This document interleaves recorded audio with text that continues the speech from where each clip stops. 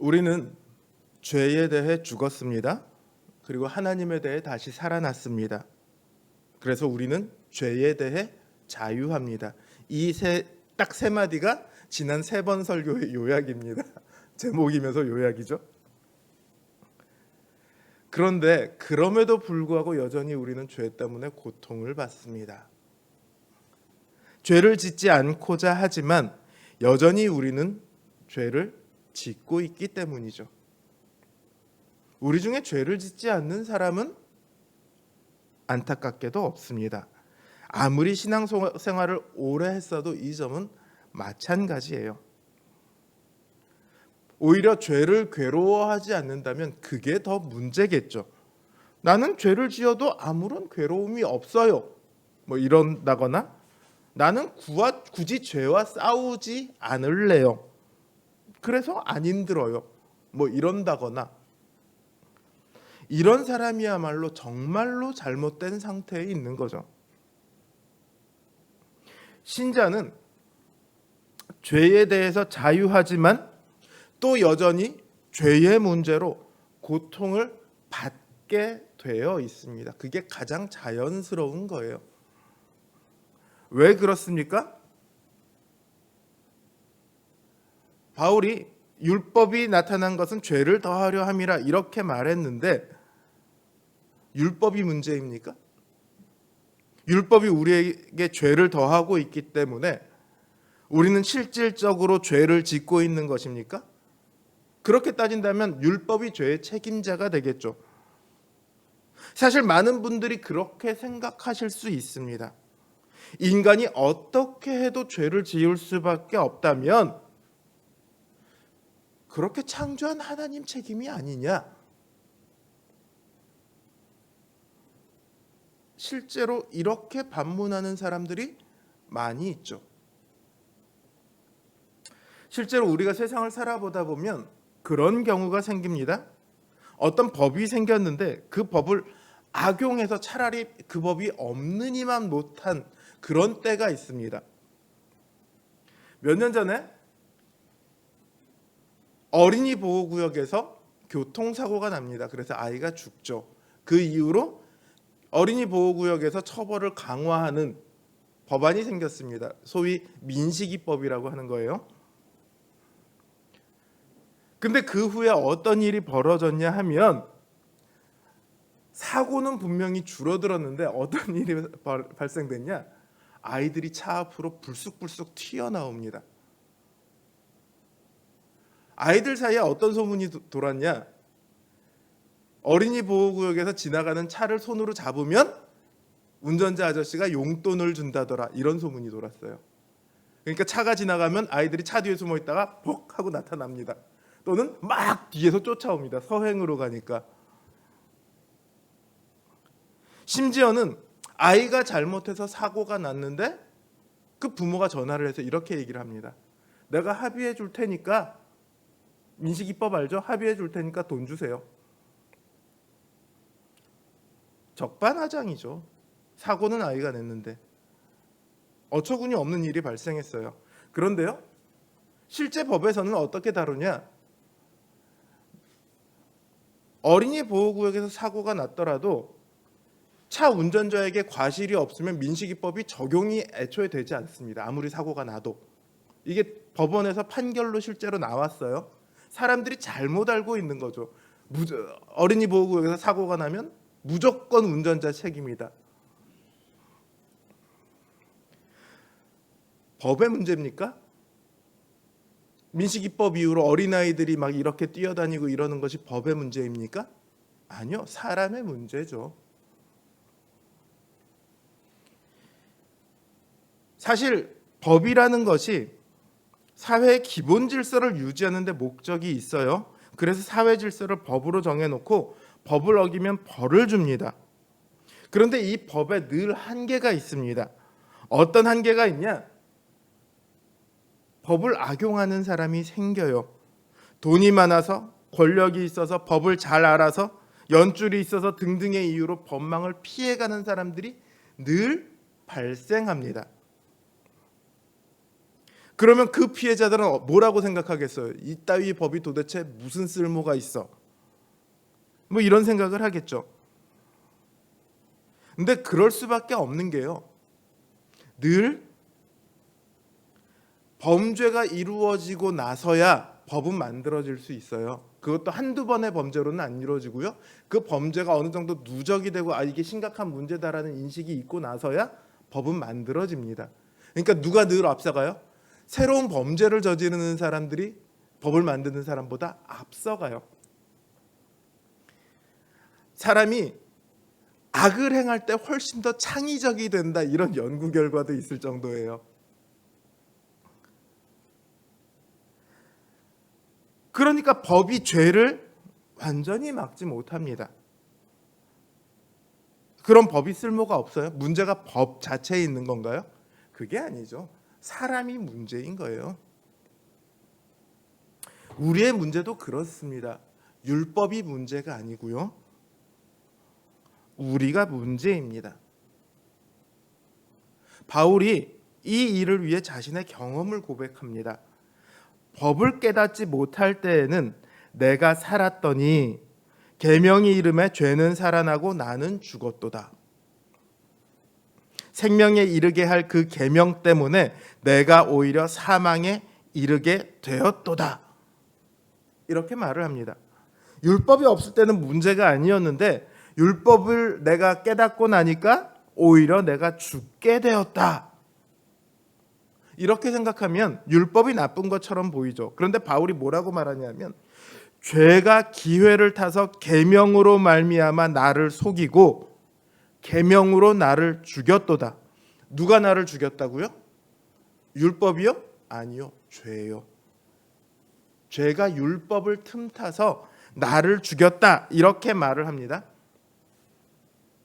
바울이 어떤 사람입니까? 바울이요? 정통 유대인 중에도 정통 유대인입니다. 베냐민 지파 사람이고 어려서부터 율법 교육을 받았어요. 그런 바울이 이야기하거든요. 내가 율법을 깨닫지 못할 때는, 자, 한번 생각해 보세요. 바울이 율법을 깨닫지 못했던 때가 언제였을까요? 반대로 바울이 언제 율법을 깨닫게 되었을까요?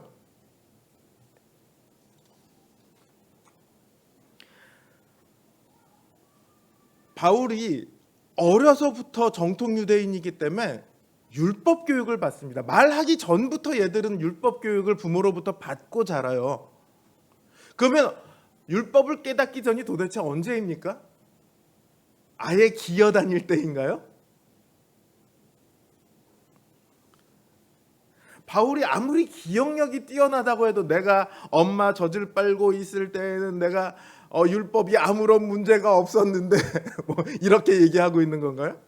그렇지 않겠죠. 그럼 언제일까요? 언제 바울이 율법을 깨닫게 되었을까요?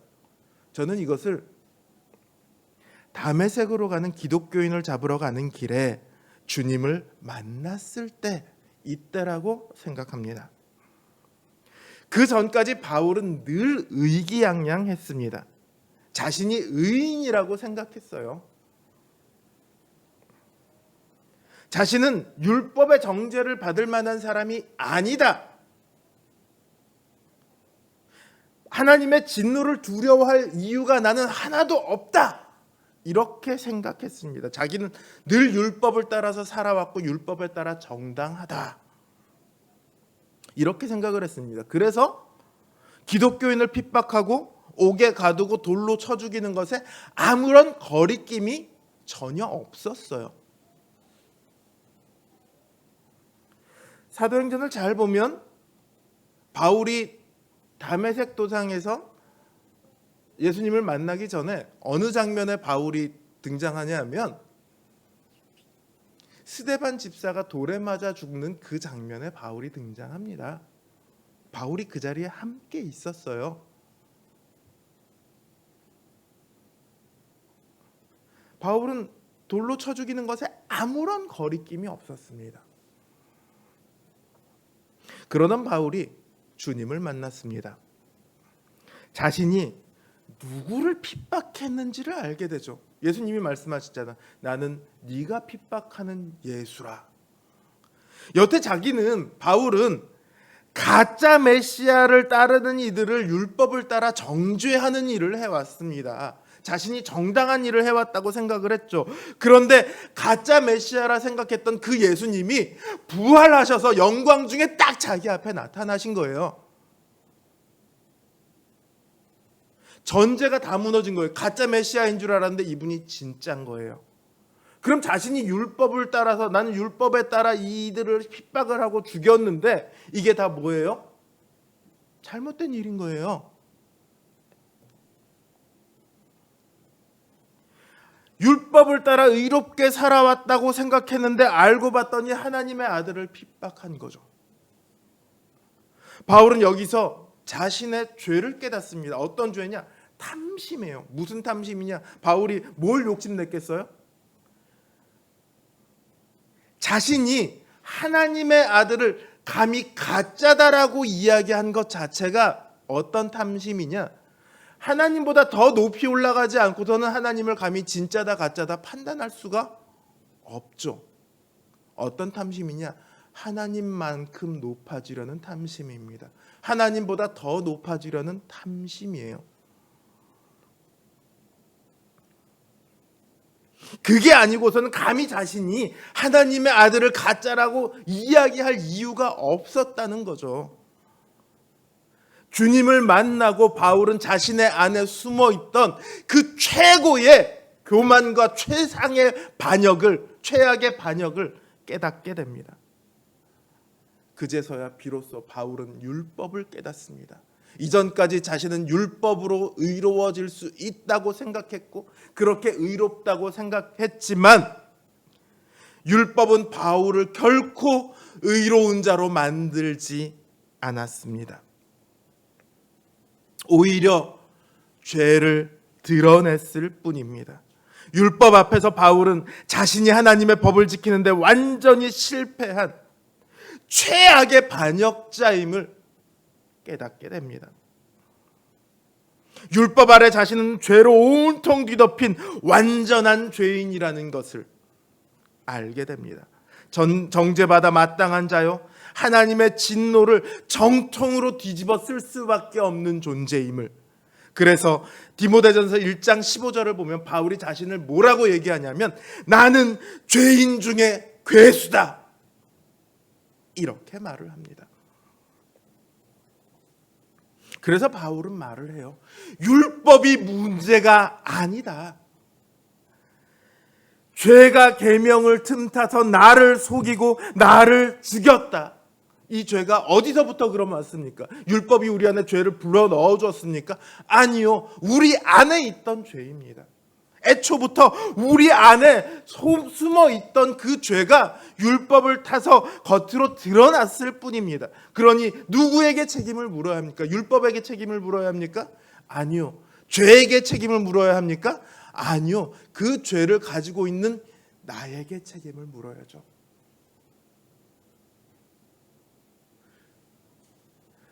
하나님, 나는 죄를 지을 수밖에 없는데 나를 죄짓게 한 하나님 책임 아닙니까? 하나님은 모든 것을 아신다며 내가 죄를 지은 것도 다 하나님이 계획한 일 아닙니까? 그러면 다 하나님 책임이죠. 이게 불가능하다는 얘기예요. 우리 안에 숨어있던 죄가 그 일을 행했을 뿐이에요. 죄의 책임도 아니고 내 책임이에요. 그뿐만이 아니에요.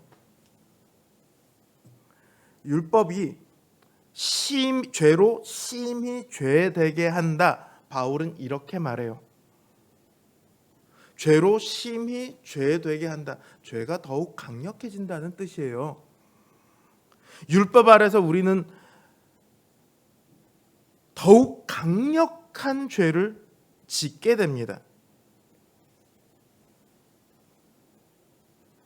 왜냐하면 우리 안에 죄성이라고 하는 부패한 이 성품이 있습니다. 뉴욕에서 목회하는 팀 켈러 목사님은 이걸 삐딱함이다 이렇게 표현을 했거든요. 저는 이 표현이 너무 마음에 들더라고요. 삐딱함이다. 삐딱한 사람은요, 하라는 것은 안 하고 하지 말라는 것은 하죠. 청개구리 같은 사람이죠. 우리가 죄에 대해서 딱 이렇습니다. 팀켈러 목사님이 이 삐딱함에 대해서 뭐라고 말하냐면, 어떤 악한 행동을 하지 말라는 말을 듣기 전에는 그것을 하고 싶은 열망 자체가 없었다. 하지만 금지 명령을 받고 나면 타고난 삐딱함이 우리 마음을 장악해 버린다. 이 말이 얼마나 정말 명쾌한지 모르겠습니다. 일본의 심리학자가요, 자신의 책에 한 사례를 적어놨어요. 한 노인이 동네 공터와 붙어있는 집에 살아요. 동네 공터니까 온 애들이 모여서 놉니다. 근데 일본 애들이 모여서 놀면, 남자애들이 모여서 놀면 빠지지 않는 게 있어요. 야구예요. 브라질 애들은 축구를 하고 놀면 일본 애들은 야구를 하고 논대요.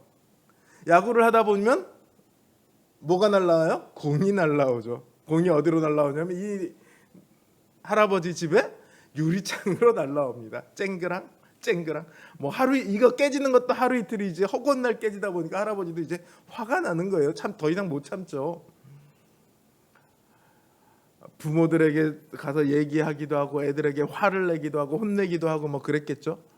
근데 나중에 가보니까 어떻게 되냐면, 애들한테 혼을 딱 내고 나면 그 다음날 유리창이 안전해지는 게 아니라 혼을 내고 난 다음 날이면 여지없이 유리창이 깨지더래요. 애들이 일부러 글로 공을 더 보내는 거죠. 그러다 이 심리학자가 한 조언을 합니다. 그러지 마시고요, 혼내지 마시고 유리창이 깨지면 아이들에게 가셔서요, 유리창을 깰 때마다 500엔을 주겠다고 해보세요. 이 말이 안 되죠. 혼을 내도 유리창을 그렇게 깨는데 돈을 주겠다고 하면 더 열심히 깨지 않겠습니까? 처음에는 그렇더래요. 근데 차츰차츰 유리창이 깨지는 횟수가 줄어들대요. 그런데 나중에는 아이들이 야구 자체를 그 동네에서 그 공터에서 안 하더래요. 왜 이러냐? 우리 안에 있는 삐딱함 때문입니다. 더 이상 그게 유리창을 깨는 게 재미가 없어진 거예요. 영어로 guilty pleasure라는 용어가 있습니다. 죄를 즐거워하는 마음이에요. 금지된 일을 하는 즐거움. 하지 말라면 그것 때문에 더 죄를 저지르고 싶은 마음이에요. 근데 그 금지를 풀어놓았더니 아이들도 재미가 없어진 거예요. 이거는 그야말로 우리 안에 있는 이 삐딱선이 얼마나 심각한지를 아주 잘 보여줍니다. 이 삐딱선 때문에, 즉 우리 안에 숨어있는 죄성 때문에 우리가 아무리 죄를 짓지 않으려 해도 결코 그럴 수가 없어요. 바울은 말합니다. 내가 원하는 선은 행하지 않고 도리어 원치 않는 악을 행하노라. 내가 아무리 하지 않으려고 해도요, 이 죄악된 행위를 금할 수 없다는 이 말은요, 결코 그냥 변명이 아니에요. 사실이에요. 내가 하지 않으려 해도 내 안에 있는 탐심이, 죄가 나를 움직이는 거, 이게 현실입니다. 이게 우리의 문제의 원인이에요.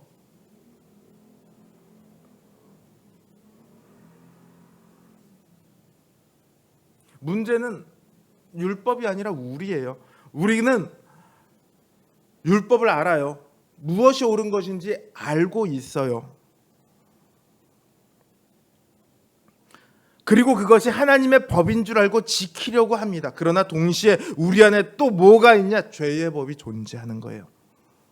죄를 사랑하는 죄의 탐심이 우리 안에서 기승을 부립니다.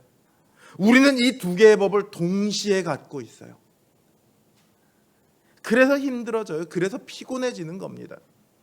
오죽하면 바울이 그러잖아요. 누가 나를 건져내랴. 나는 곤고한 사람이로다. 죄 때문에 힘들어 죽겠는데 나에게는 답이 없대요. 그래서 누가 나 좀 건져줬으면 좋겠다. 이렇게 얘기하는 거죠. 이게 구원받지 못한 자의 한탄이 아니라 신자의 한탄이에요. 이 고백은요, 신자로서의 고백입니다. 신자임에도 여전히 우리 안에 두 개의 법이 있어서 곤고할 수밖에 없는 그런 우리의 고백인 거예요. 그러다 보니 피곤해요. 신앙생활하는 거 피곤하죠. 죄와 싸우는 거 얼마나 힘든 줄 아세요? 싸우다 보면 맨날 이기면 즐겁기라도 할 텐데 싸우다 보면 맨날 이기기보다 맨날 지는 거를 더 많이 보거든요. 더 힘들어지죠. 정말로 지쳐서 포기하고 싶어질 때도 있습니다. 실제로 그렇게 포기한 사람도 많이 있고요. 언제까지 싸워야 될까? 참 답이 없어 보이는 그 문제 앞에 우리가 서 있는 거예요. 우리는 늘 그 문제 앞에 서 있습니다. 그러니 괴로울 수밖에 없죠. 제가 예전에 청년 때 이런 고민을 했었어요. 하나님께서는 도대체 왜 나에게 자유의지를 주셔서 나로 이렇게 죄를 짓게 하시는가? 차라리 자유의지가 없었더라면 죄를 짓지 않았을 텐데 왜 나에게 자유의지를 주셔서 나를 이렇게 힘이 들게 하시는가? 이게 제 20살 때의 고백이었어요. 그때가 막 교회에서 세상으로 도망 나가고 싶어 하던 때였거든요. 근데 제가 나중에 사역을 하는데 제 고등학교 2학년 제자가 똑같은 질문을 나에게 하더라고요. 야, 네가 나보다 2년 빠르다 그 얘기를 해줬었는데 맞아요. 우리는 자유의지를 갖고 있습니다. 자유의지라는 게 뭐냐면 이것과 이것 중에 나는 어떤 걸 선택할까 이런 선택의 기회가 주어졌다는 게 자유의지가 아니고요. 내가 원하는 것을 어떤 것에 얽매이지 않고 억압받지 않고 할 수 있느냐 이게 자유의지예요. 그런데 인간의 자유의지는요. 아담 이후로 죄에 억압되어 있어요. 죄에 묶여 있어요. 그러니까 인간은 뭘 해도 죄를 할 수밖에 없어요. 죄에서 자유롭지가 않죠. 그러다 보니 차라리 자유의지가 없었더라면 하고 생각을 하는 거죠. 근데 여기는 심각한 문제가 있어요. 어떤 문제가 있냐? 죄의 책임을 어디다 돌리고 있어요? 자유의지에 돌리고 있어요. 물론 힘드니까 그랬겠지만 죄의 책임을 자유의지에 돌린다는 건 책임을 어디다 묻는 거예요? 그 자유의지를 주신 하나님에게 묻고 있는 거예요. 문제가 나에게 있는 것이 아니라 하나님에게 있다라고 뒤집어 씌우는 거죠. 만약에 이렇게 한번 생각해 보세요. 하나님께서 자유의지를 주셨어요. 근데 죄를 행할 수도 있고 선을 행할 수도 있어요. 어느 것에도 억압되지 않은 그야말로 온전한 자유의지가 우리에게 있다고 해봅시다. 그럼 우리는 죄를 안 지을까요? 우리가 아담의 자리에 가 있다고 생각해 보세요. 선악을 알게 하는 나무의 과실을 먹지 말라고 하나님께서 말씀하셨는데 우리는 과연 안 먹었을까요? 아니요. 언젠가는 그 계명을 어겼을 겁니다. 그러니 하나님께 책임을 돌릴 수 없죠. 왜 자유의지를 주셨습니까? 어차피 죄를 지을 수밖에 없는데 왜 자유의지를 주셨습니까? 이렇게 하나님께 책임을 돌릴 수 없습니다. 문제는 우리 안에 있는 거죠.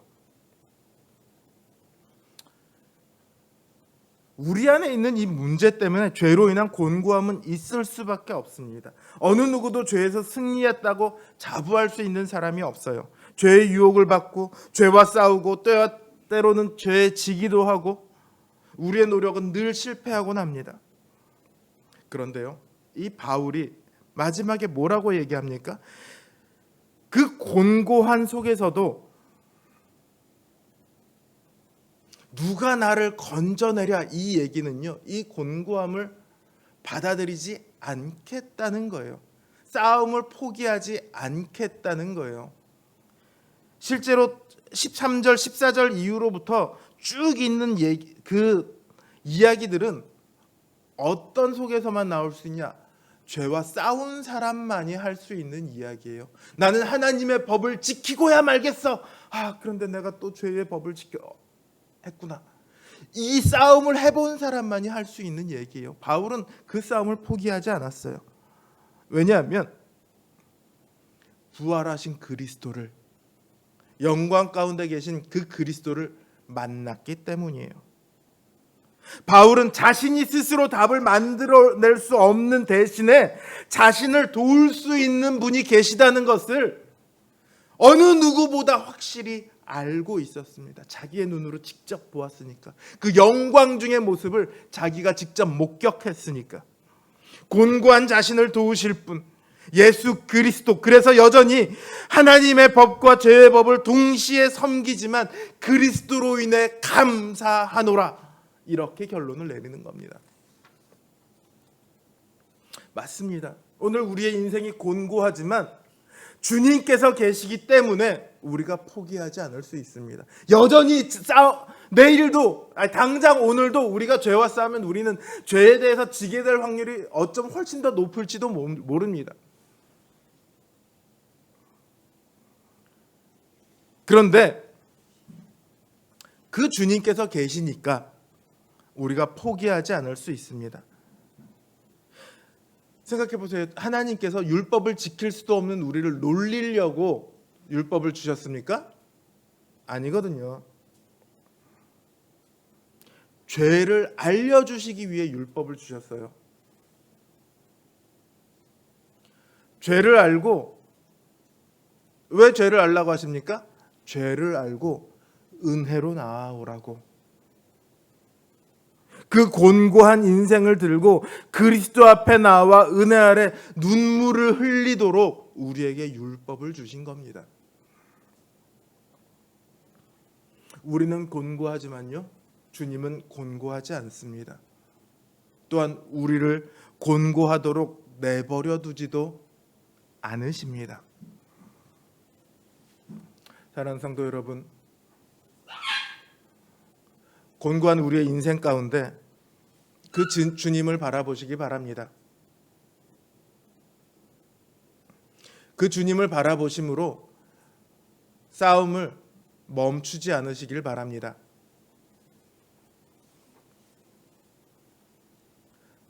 자, 거기 보지 마시고요. 자유롭게 놔두시고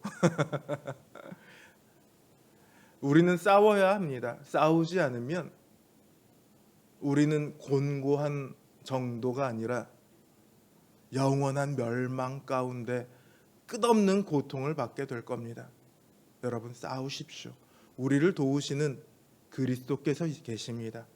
그 주님을 믿고 의지하여 힘있게 싸우십시오. 우리가 싸움을 포기하지 않는다면 그리스도의 그 영광된 승리가 우리 앞에 보장되어 있습니다. 주님을 바라봄으로 싸움을 멈추지 않는, 그래서 날마다 주님의 은혜가 넘치는 우리 성도님들 되시길 주님의 이름으로 기원합니다.